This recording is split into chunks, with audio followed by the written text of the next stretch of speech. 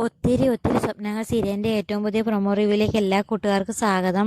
അങ്ങനെ വിവേക് വർഷയോട് ചോദിക്കുന്നുണ്ട്, എന്നെ ഇന്ന് ഒഴിഞ്ഞു മാറാൻ വേണ്ടി എന്ത് കുറ്റമാണ് ഞാൻ ചെയ്തത്?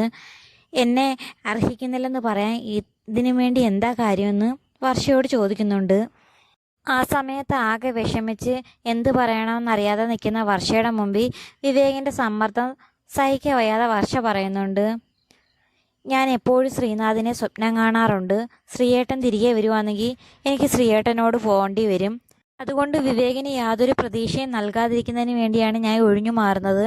അല്ലാതെ എനിക്ക് വിവേകിനോട് ഇഷ്ടമില്ലാഞ്ഞിട്ടല്ല, എനിക്ക് വിവേകിനെ വളരെ ഇഷ്ടമാണെന്ന് വർഷ തുറന്നു പറയുന്നുണ്ട്. എന്നാൽ ഈ സമയം ശ്രീനാഥാണെങ്കിൽ വർഷ എങ്ങനെ കണ്ടുപിടിക്കുമെന്നറിയാൻ ഇങ്ങനെ ഓരോ പ്ലാനുകളും ഇങ്ങനെ ചിന്തിച്ചുകൊണ്ടിരിക്കുന്നുണ്ട്. എന്തായാലും വർഷ കൊച്ചിയിൽ തന്നെ കാണും, അവളുടെ അച്ഛനും ഇവിടെ തന്നെ ഉള്ളതാണ്.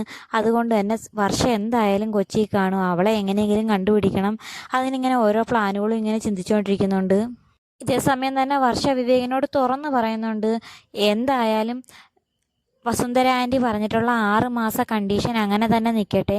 അതിനിടയ്ക്ക് ശ്രീനാഥ് വരികയാണെങ്കിൽ ഞാൻ ഉറപ്പായും ശ്രീനാഥിനോട് പോകും, അല്ലെങ്കിൽ നമ്മൾ ഒരുമിച്ച് വിവാഹം കഴിക്കും. അതുകൊണ്ട് 6 മാസം കഴിഞ്ഞിട്ടേ എന്ത് കാര്യവും തീരുമാനം വരുമെന്ന് വർഷ വിവേകിനോട് തുറന്നു പറയുന്നുണ്ട്. അത് കേൾക്കുന്ന വിവേകിനാണെങ്കിൽ വളരെയധികം വിഷമമാകുന്നുണ്ട്.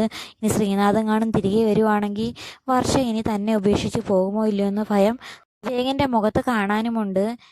പിന്നീടാണെങ്കിൽ രാത്രി വർഷ ഇങ്ങനെ ശ്രീനാഥിനെ പറ്റിയുള്ള കാര്യങ്ങൾ പറയുന്നത് മല്ലിക ഒളിഞ്ഞു നിന്ന് കേൾക്കുന്നുണ്ട്. അപ്പം മല്ലിക ചിന്തിക്കുന്നുണ്ട്, ഈ ശ്രീനാഥ് ആരാണെന്ന് ഇങ്ങനെ ചിന്തിക്കുന്നുണ്ട്. ആ വിവരം ഓടിച്ചെന്ന് വസുന്ധരയെ അറിയിക്കുകയും ചെയ്യുന്നുണ്ട്.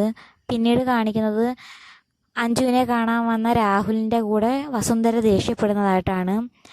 പാത്രം അറിഞ്ഞു മാത്രമേ ആഹാരം വിളമ്പാവൂ എന്ന് ഞാൻ മുന്നേ പറഞ്ഞിട്ടുള്ളതല്ലെന്ന് വസുന്ധര വളരെ ദേഷ്യത്തിൽ പറയുന്നുണ്ട്. ആ സമയത്ത് രാഹുലാണെങ്കിൽ ദേഷ്യത്തിൽ ഇറങ്ങി പോകുന്നുണ്ട്. അങ്ങനെ രാഹുലിൻ്റെ പിന്നാലെ എല്ലാ ഫ്രണ്ട്സും രാഹുലിനെ വീട്ടിലേക്ക് തിരികെ വിളിക്കാനായിട്ട് ഓടിപ്പോകുന്നുണ്ട്. ആ സമയത്താണ് പ്രൊമോ അവസാനിക്കുന്നത്. എന്താണ് ഇവർ തങ്ങളുള്ള പ്രശ്നമെന്ന് കാത്തിരുന്ന് തന്നെ കാണാം. അപ്പോൾ വീഡിയോ ഇഷ്ടമായ ചാനൽ സബ്സ്ക്രൈബ് ചെയ്യാനും സപ്പോർട്ട് ചെയ്യാനും മറക്കല്ലേ കൂട്ടുകാരെ.